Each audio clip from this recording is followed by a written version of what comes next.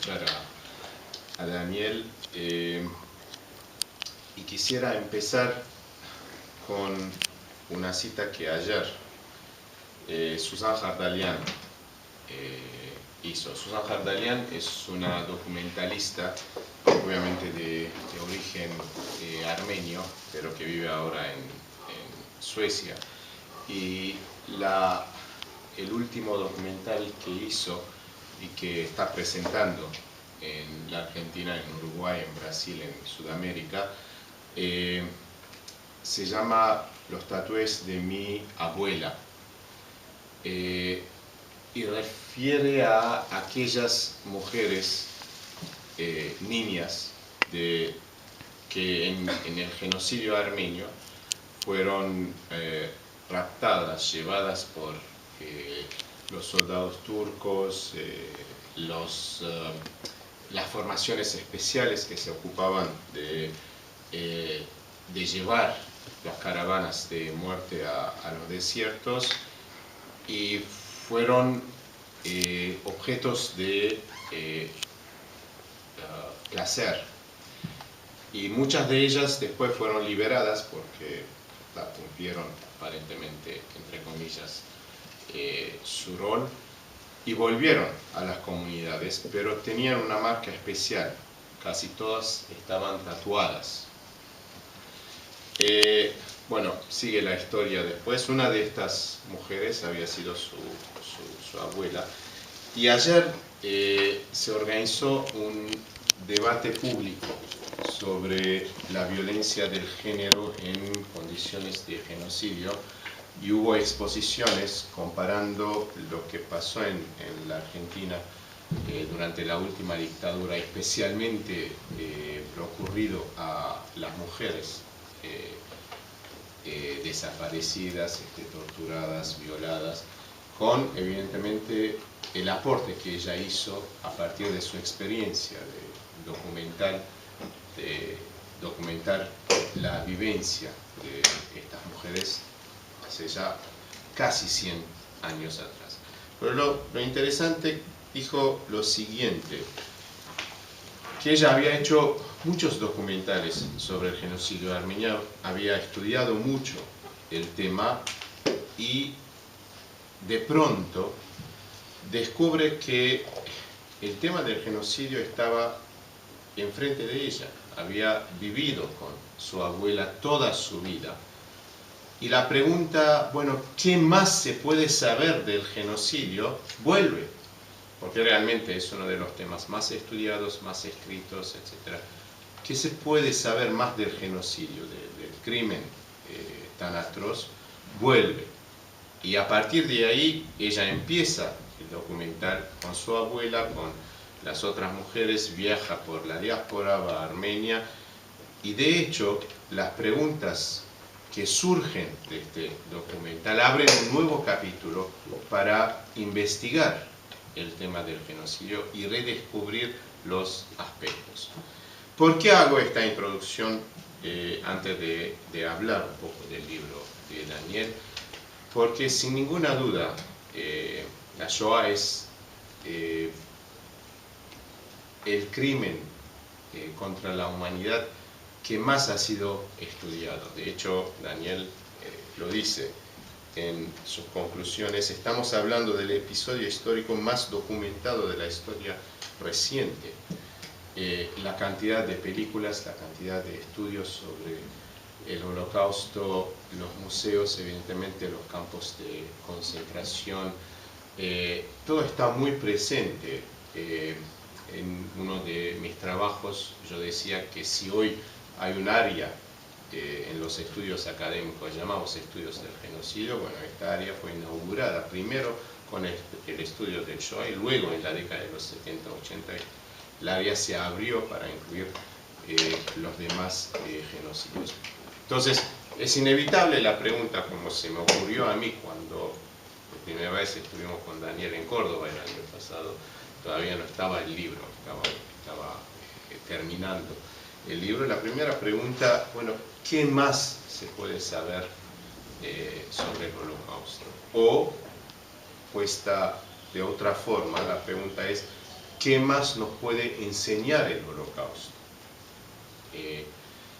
Y la verdad, leyendo este libro, uno se da cuenta que por más que haya estudiado, por más que haya visitado los museos, por más que haya participado de debates, el acontecimiento es tan atroz, que siempre hay una lección para aprender, siempre hay un aspecto oculto para descubrir, y siempre hay un debate pendiente, simplemente porque estamos todavía muy lejos, a pesar de todos los progresos, los avances que hemos hecho, estamos muy lejos para poder prevenir este tipo de crímenes que están aconteciendo.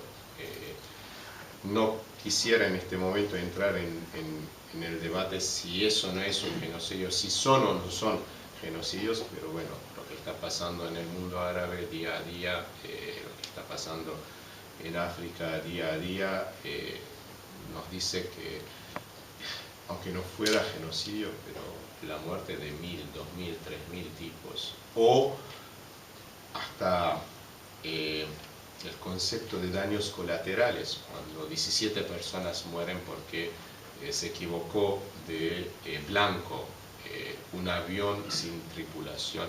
Bueno, ¿cómo caracterizar todo esto? ¿Cómo habla? Bueno, y de ahí, digo, voy al libro de Daniel, y a mí me parece como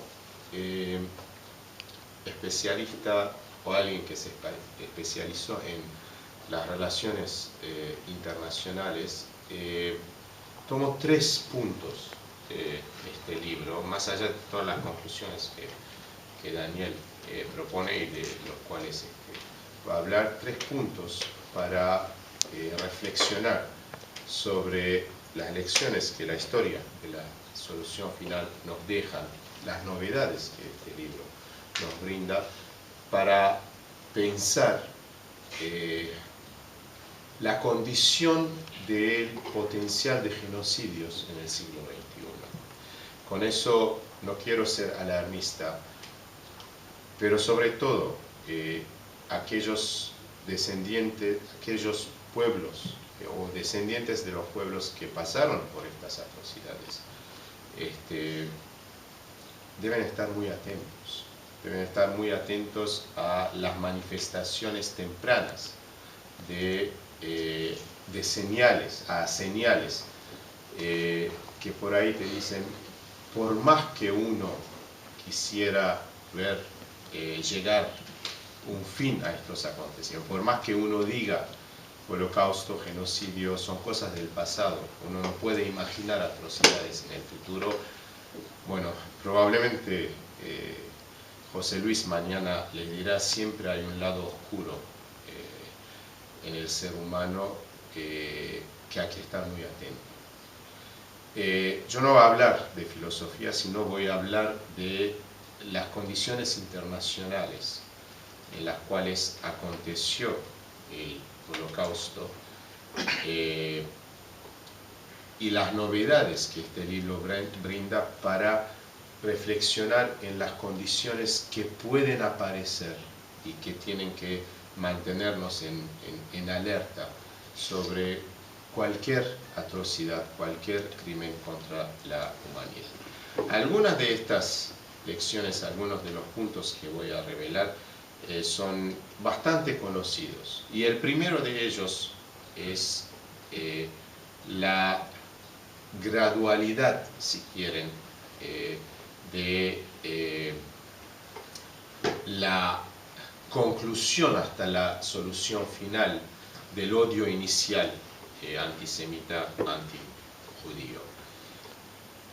Esto no es casi singular en el caso del Holocausto. Es una de las singularidades del caso del Holocausto, porque si volvemos atrás para mirar el genocidio de los armenios, más adelante, por ejemplo, Ruanda, y la verdad un estudio más detallado permite ver estas señales.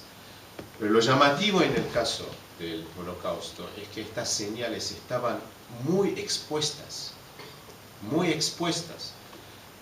se sabía que día a día las medidas que se tomaban en el Tercer Reich expresaban cada vez más ese odio,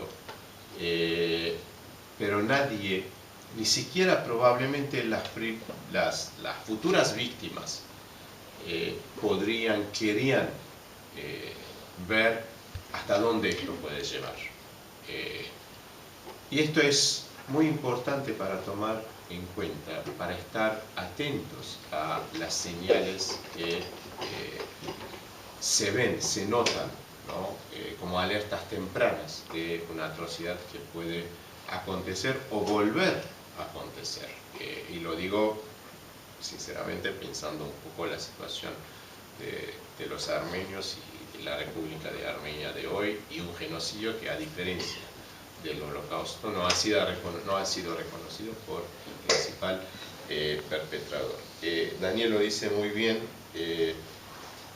Debe subrayarse el hecho de que no solo Alemania, sino el mundo entero tuvo conocimiento de la entrada en vigor de esta legislación Abje. No se trata de la legislación que prohibía, que sacaba a los judíos su derecho de ciudadanos, y a partir de ahí, digamos, los acontecimientos toman otro rubro. ¿Esto es singular del Holocausto? Pues bien, sí, por esa visibilidad de esta alerta temprana, porque otra vez, vuelvo atrás, si uno piensa el genocidio de los armenios, eso fue planificado en reuniones muy cerradas y dentro de una cúpula del propio gobierno, que si bien los otros miembros lo sabían, pero la decisión fue tomada en un círculo muy cerrado. Y tomaron todas las precauciones para no dejar que estas señales se expongan antes de la guerra. Y si uno piensa los otros genocidios, me refiero fundamentalmente a la década de los 70, lo que pasó en todos los países sudamericanos, pero principalmente en la Argentina, donde se dio la caracterización de genocidio de los acontecimientos. Eso también fue una decisión muy cerrada, tomada muy en silencio, sin estas señales expuestas. Y una primera reflexión, ¿no? Y la reflexión es la siguiente: ¿por qué el mundo, Europa en particular, en este caso, se cayó cuando veía estas señales? Y uno no puede dejar de pensar en este caso del impacto cultural tan profundo que proviene de los siglos del antisemitismo. Eso no es culpar a los demás por no actuar, eso también es llamar la atención sobre el hecho que los discursos de odio son como el huevo de la serpiente. Cuando la serpiente sale, es muy difícil parar el veneno que va a inyectar. Esa es la primera reflexión. La segunda, que sale de este libro en particular, es la condición de guerra, ¿no? La condición de guerra que permite la solución final. Y en el caso del Holocausto, lo que dice Daniel acá es que esta solución final llegó como la última etapa ante la pregunta ¿qué hacer con la población judía? Y de hecho, las primeras decisiones fueron simplemente emigrar, ¿no? Que se vayan, que no se queden acá. ¿Y qué es lo que les llevó a las cámaras de gas? Pues fue el hecho de que en el frente oriental, ¿no? Siberia no fue el lugar donde podrían ir. Y ese es un punto que particularmente a mí como alguien que estudió el genocidio de los armenios me hizo ver la luz y el paralelo entre lo que fue el desierto para el genocidio de los armenios y Siberia, ¿no? El calor, el calor sofocante, la sed, el hambre y el frío mortal, que tenían la misma, digamos, el mismo fin, que se vayan allá y que el destino, la naturaleza, se encargue de su futuro o de su presente. No hay que pensar que el hecho de que hayan llegado a las cámaras de gas como última etapa de este proceso de la solución final significa que había, no sé, algún, entre comillas, humanismo, que en realidad los nazis no querían exterminar a los judíos, simplemente que no vivan en algo como, por ejemplo, bueno, los inmigrantes, que se vayan a su país, no los queremos. No es esto, porque pensar en Siberia o pensar en el desierto es destinarlos a una muerte lenta y cruel. Y esto me lleva al tercer punto para reflexionar sobre la historia de la solución final y la lección que nos brinda para el siglo XXI, es la racionalización del proceso. En el principio está el odio, pero lo que más da miedo en el caso de las cámaras de gas es, como Hannah Arendt había dicho, la banalidad del mal. Y eso lo vemos en varias películas, ¿no? Lo vemos en La vida es bella, vemos en Sophie's Choice, vemos la preocupación, ¿no?, de los criminales porque no resolvieron un enigma, mientras ahí se acumulan los cuerpos. Vemos la preocupación que no va a faltar el gas, ¿no? ¿Qué hacer, ¿no?, si falta? En otras palabras, ya la decisión deshumanizó y transformó todo el proceso en una tecnicidad que es probablemente la característica más cruel de la solución final. Bueno, para terminar, todo esto dice algo sobre el siglo XXI. Yo voy a empezar por la guerra. No estamos viviendo en condiciones de una guerra mundial como aconteció en la Primera Guerra y en la Segunda Guerra Mundial.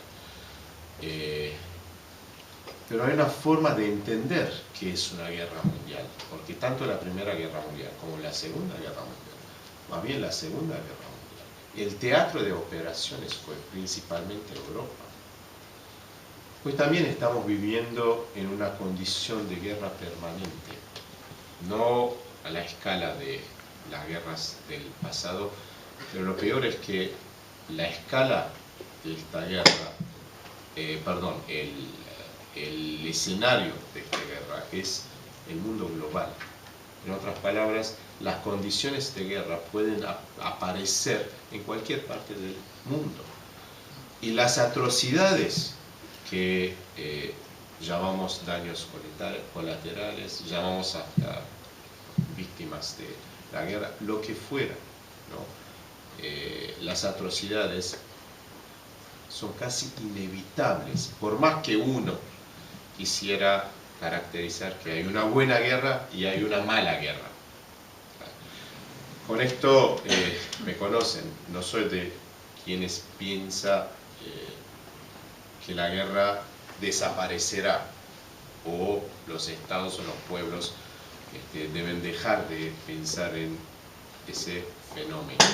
No, pero la alerta es al discurso belicista, al discurso militarista, a la militarización de la política exterior.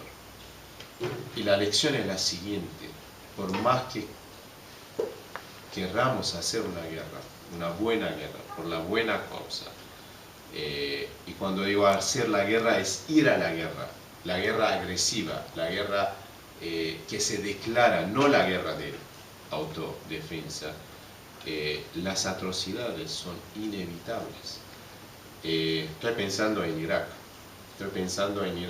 donde lo único que sabemos es el número, con exactitud, es el número de los soldados estadounidenses, los soldados invasores muertos. De las víctimas civiles en Irak tenemos estimaciones, tenemos cálculos que se han hecho porque algunos investigadores dijeron que vamos a estudiar el caso. Y el número llega a casi 1 millón de personas. A casi 1 millón de personas, ¿no? Por varias razones. No es un genocidio. Yo creo que tampoco hay que banalizar el concepto de genocidio. Pero la pregunta es, si no es genocidio, ¿acaso es más aceptable para la humanidad esa atrocidad? Esa es la pregunta. Y creo que tenemos que enfrentar esa pregunta, porque vamos a ver muchas situaciones, como Irak, como Afganistán, si esta guerra permanente, esta guerra larga, esta militarización del discurso, ¿no?, va a seguir. Yo quisiera terminar acá y dejar a Daniel la exposición, y seguramente después surgirán muchas preguntas. Pero antes de terminar, 2 cosas, si me permitís. Yo creo que este libro debe estar traducido, o sea, tiene que por lo menos salir en inglés, salir en francés, porque forma parte de lo que los estudiosos del genocidio llaman la segunda generación de los programas de investigación de los genocidios. Tiene un aporte importante este libro. Y segundo, si hay una reedición, por favor poneme como Universidad de San Andrés. No me pongas Vitela, no tengo nada contra Vitela y los colegas de Vitela, pero puedo tener problemas acá. Por mi contrario. Gracias. Ya está solucionada la seguridad. Gracias.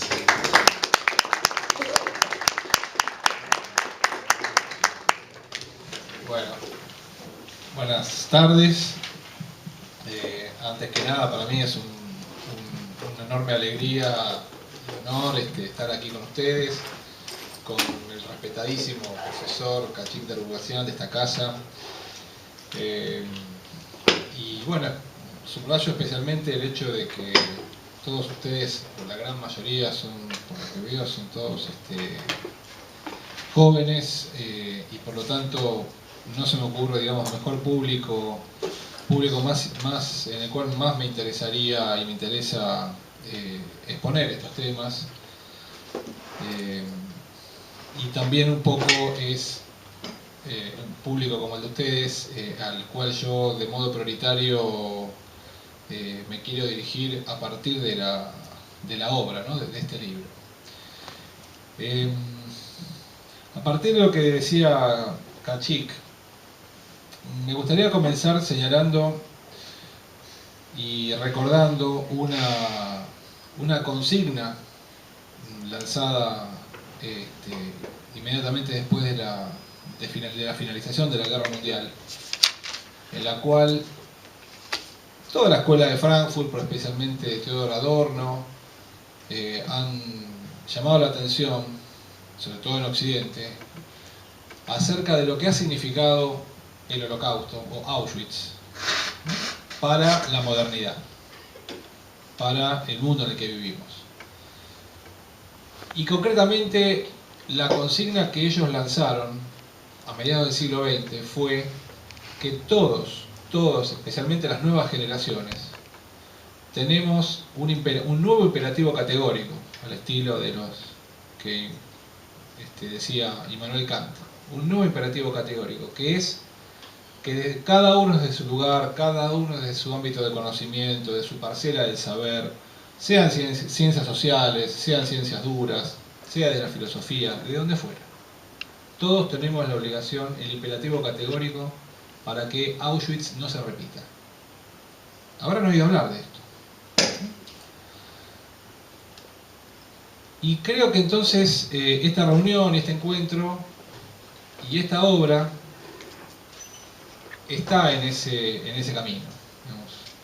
Me parece que es una consigna insoslayable y que a nosotros como ciudadanos de un país como la Argentina nos llega especialmente, ¿no? Por nuestro pasado también de terrorismo de Estado durante la última dictadura, por los genocidios que se cometieron durante el siglo XIX, por ejemplo, con respecto a los pueblos originarios de nuestro país, por el, yo diría, triste papel que cumplió la Argentina antes, durante y después del Holocausto.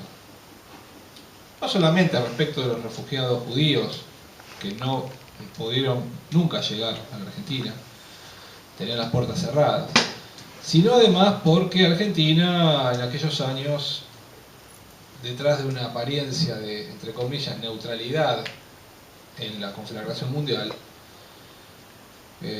bueno, a nivel americano tenía un papel descollante en el sentido de no haberse sumado a los aliados en la lucha contra el nazifascismo, ¿verdad? Y entonces ese rol pasivo pasó a ser visto en la historiografía de Occidente como un rol casi de colaboración con el eje. Argentina declara la guerra a Alemania el 27 de marzo de 1945. No sé si ustedes tienen las referencias históricas de lo que fue la Segunda Guerra Mundial. Comienza el 1 de septiembre del 39 y termina el 8 de mayo del 45 en Europa. Argentina declara la guerra a fines de marzo, cuando los rusos, o los soviéticos, estaban a 50 kilómetros de Berlín ya. Como algo simbólico, porque Argentina se quedaba, si no, afuera del concierto de las Naciones Unidas que se estaba diseñando en ese momento. Iba a ser considerada una nación derrotada en la guerra, como le ocurrió a España. España ingresa en Naciones Unidas recién en 1954, como castigo por haber tenido un papel de colaboración con las naciones derrotadas. En fin, por todas estas razones me parece que es importante, es muy importante que nos acerquemos al tema de la Shoah y por supuesto también de otros genocidios, como el caso del genocidio armenio. Ahora bien, para acceder al tema de la Shoah, o para comprender o acercarse a la comprensión de lo que fue Auschwitz, en nuestro medio, en el ámbito, digamos, del idioma castellano, circulan muchas obras. La mayoría de ellas en el ámbito de la filosofía, o de la sociología, o de la antropología, ¿no? Ustedes habrán oído hablar de autores como Zygmunt Bauman, por ejemplo, escribió una obra muy importante, se llama Modernidad y Holocausto. O, bueno, los trabajos de Hannah Arendt, ¿no? Los orígenes del totalitarismo, Eichmann en Jerusalén. Los trabajos de Giorgio Agamben, Lo que queda de Auschwitz, Homo Sacer, el estado de excepción. Y los trabajos de la Escuela de Frankfurt, de Adorno y Horkheimer, el Behemoth de Franz Neumann, en fin, hay muchísimas obras en castellano que son las obras usuales con las cuales se estudia, por ejemplo, en sociología, en derecho internacional, en ciencias políticas, el tema de Auschwitz. Ahora bien, todas estas obras, incluyendo, por ejemplo, Los hundidos y los salvados, que es una obra filosófica de nada menos que de un sobreviviente del Holocausto, que se llama Primo Levi. Ustedes tal vez han oído hablar. Primo Levi escribió una obra autobiográfica sobre su paso por Auschwitz, ¿sí? Que se llama Si esto es un hombre, y luego, al término de su vida, en los años 80, escribe un libro muy profundo, que ha sido base de muchas otras obras, en términos filosóficos, reflexionando sobre Auschwitz, que se llama Los hundidos y los salvados. Bueno, todas estas obras tienen un denominador común. Todas estas obras tienen un denominador común. Todos estos autores dan por sabido de parte del lector